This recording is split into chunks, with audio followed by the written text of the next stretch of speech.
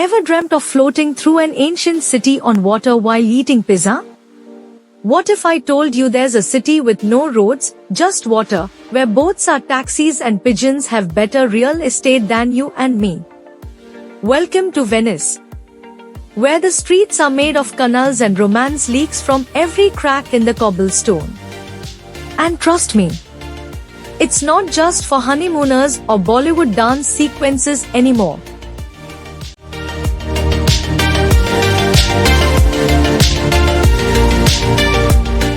Hey everyone! Welcome back to the channel Dine and Destination, your one-stop destination for travel, chaos, and a healthy dose of sarcasm.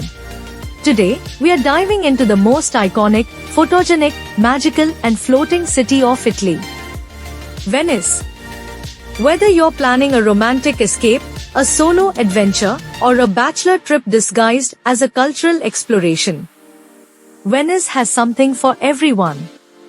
And yes, we'll talk about vegetarian food, budget tips, and places where you won't have to sell a kidney for a gondola ride. Alright, let's get into the perfect 2-3 day Venice itinerary with insider tips, fun facts, and maybe a few accidental detours.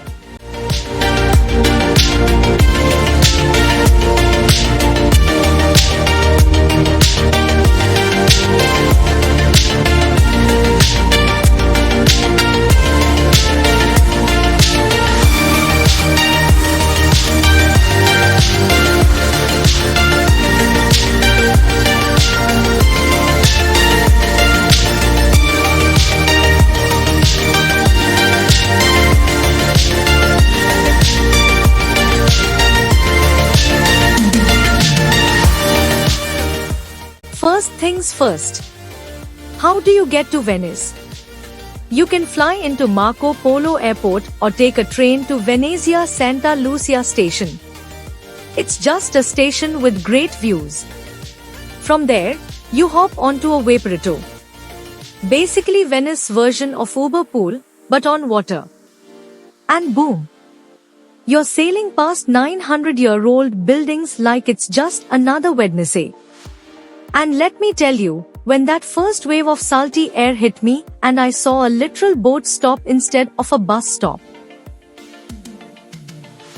Where to stay? Now, if you want the real Venetian experience, stay on the island itself. Areas like Cannaregio are quite charming and slightly more affordable.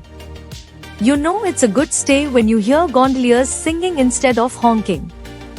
Fun fact: Venice has over 150 canals and 400 bridges and 0 cars. If you hear a horn, it's either a boat or a very enthusiastic tourist playing the trumpet.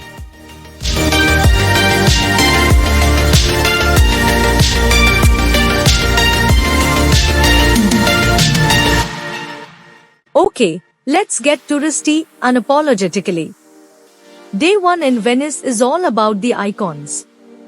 First stop, St. Mark's Basilica and Piazza San Marco. This is Venice Times Square but with more pigeons and better architecture. The Basilica? Golden mosaics, marble floors, and enough grandeur to make Shah Jahan jealous. Originally built in the 9th century to house the relics of St. Mark, Venice's patron saint.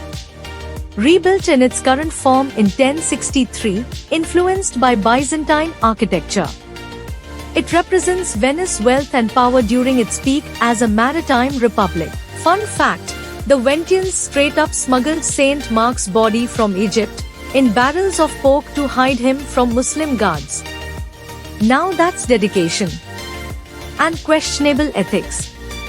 Campanile di San Marco, the bell tower. It was originally a lighthouse in the 9th century, rebuilt multiple times. Collapsed in 1902 and rebuilt as it was, where it was, in 1912. It is the tallest structure in Venice at 98.6 meters. You can watch a 360-degree panoramic views over the Venetian lagoon. Then you can do a gondola ride on the Grand Canal. Gondolas were the primary mode of transport in Venice for centuries. now mostly used for tourism and special occasion. Each gondola is handmade, asymmetrical, and measures about 11 meters. It glides past palaces like Ca d'Oro and Palazzo Barbarigo, quiet side canals, under romantic bridges. Gondola rides costs around €90 for 30 minutes.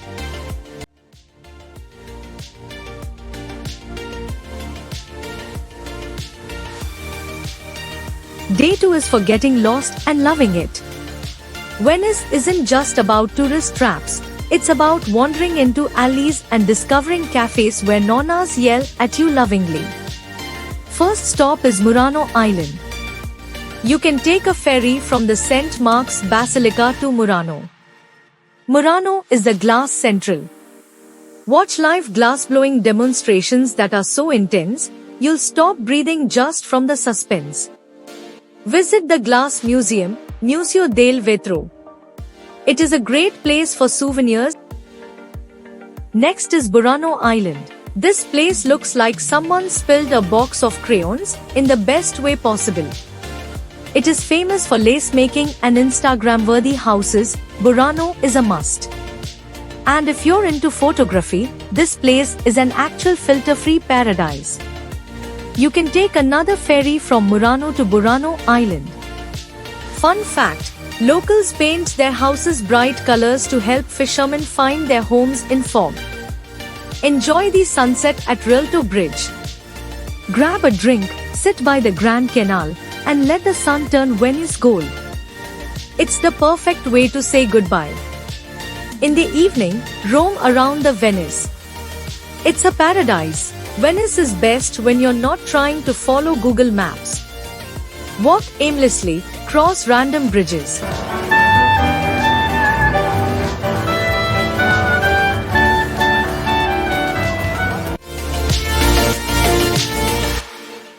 If you have time, next day you can also visit Gallery dell'Accademia and the Accademia Bridge, San Marco Square, Doge's Palace, Palazzo Ducale.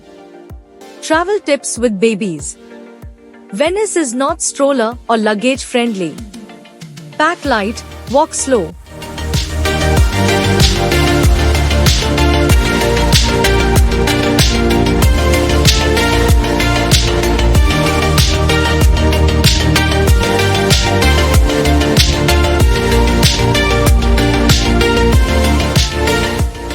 So that's Venice.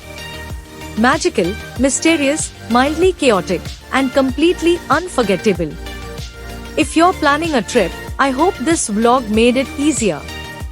If you weren't planning a trip, well, surprise! Now you are. If you liked this video, do the Holy Trinity, like, comment, and subscribe. Or a pigeon will chase you across Piazza San Marco. And comment below, what's the first thing you'd do in Venice? Until next time, goodbye.